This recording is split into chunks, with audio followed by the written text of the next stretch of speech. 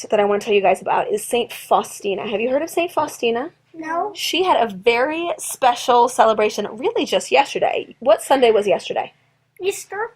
It was the second Sunday of Easter, which is also called Divine Mercy Sunday. Very good. Divine Mercy Sunday. And that is a devotion that we get particularly from Saint Faustina. Now, Faustina was a little girl in Poland, and she grew up in a pretty poor family. And actually, they were so poor that she didn't get a chance to go to school very much. She only went to school for 3 years. Wow. Yeah. So By the way, I've noticed a lot of But Faustina was a poor little girl, wasn't very educated. When she got older, she got to be in her teens, she moved away to a different city to work as a maid in somebody's house and send money home to her family.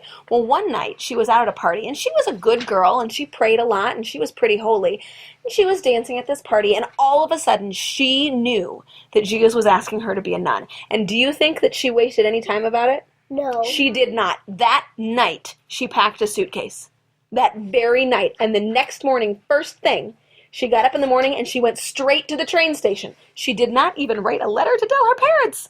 She didn't ask their permission. I mean, she was grown, right? She was 19 years old, and so she was old enough to make her own choices. But man, isn't that an important lesson? That when God calls, we go right away. You don't go in 10 minutes, you don't go in 10 years, you go right away. So she got her suitcase, she got on that train, and she went right to the heart of Poland to try to become a nun. And she got to she went there and she found some place to stay first. And then she started looking at convents. And the first convent she went to, she said, "Will you accept me as a sister in your convent?" And they said, "No."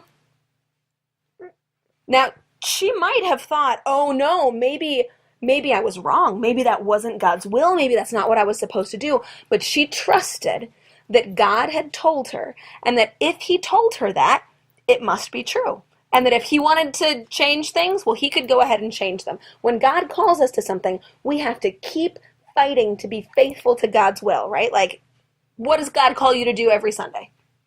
Go to Mass. Go to Mass. What if you're really tired? No. You still have to go. What if it's raining? You still gotta go. What if your leg falls off when you're walking to the car? You still have to go. Okay, if your leg falls off when you're walking to the car, you can go to the hospital instead.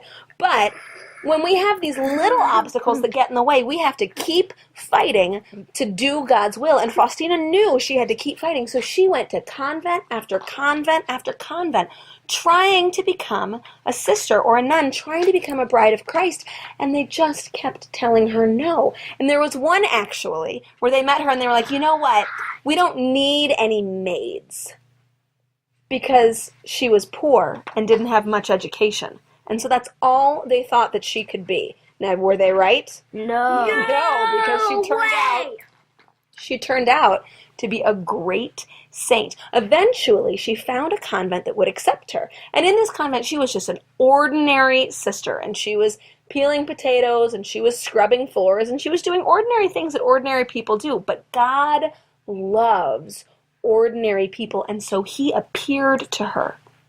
And he began to tell her how much he wanted to pour his mercy on the world. See, some people think that because God hates sin, he hates sinners.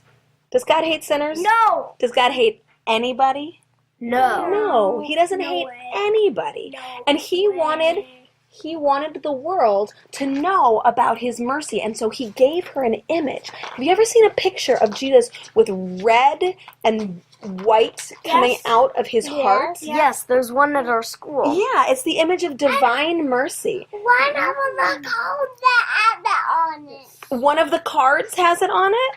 Yeah. That's very cool. So the image of divine mercy has Jesus looking at people, and he's telling them with his eyes, I want you to come to me. I want to love you, right? So we've got red and then white and blue coming out, just like when he was on the cross and he was pierced in the side. You're right. You're right. But it's red and blue, these graces coming out of his heart. When he was pierced in the side, what came out? Blood and water. Blood and water. So we've got the blood and the water, and it's showing the fire of his love and also the calming peace that his love gives. And so we were given this image, and at the bottom of this image, you'll often see it says, Jesus, I trust in you. And so he gave her this image, and he said, I want this image to be put up in different churches. I want people to see how powerful my love is.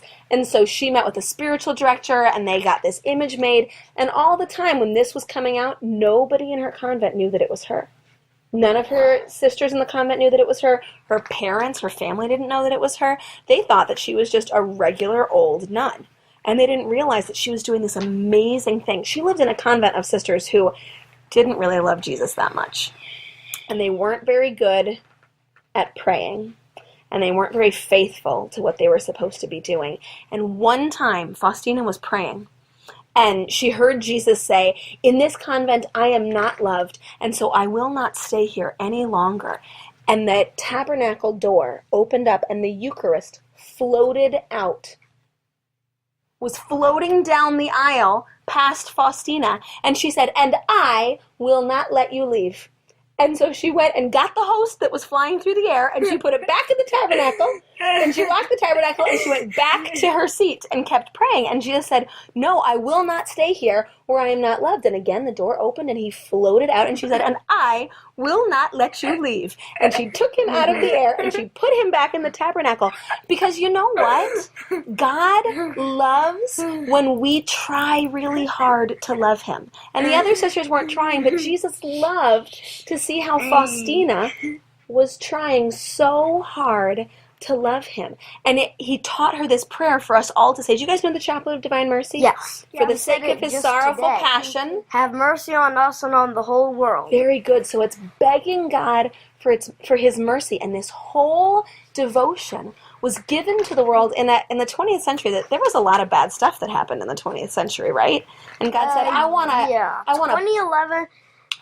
a lot of things, right? But God said, I want to pour my mercy out upon the world. And he used a very simple instrument, a girl who wasn't very educated and didn't have a lot of money. And actually, she had a lot of feelings. And sometimes she just cried and cried and cried when someone hurt her feelings. So she might be a good patron saint for people who have trouble getting extra emotional about stuff. Yeah, that would include me. Yeah. What else would she be a good patron saint for?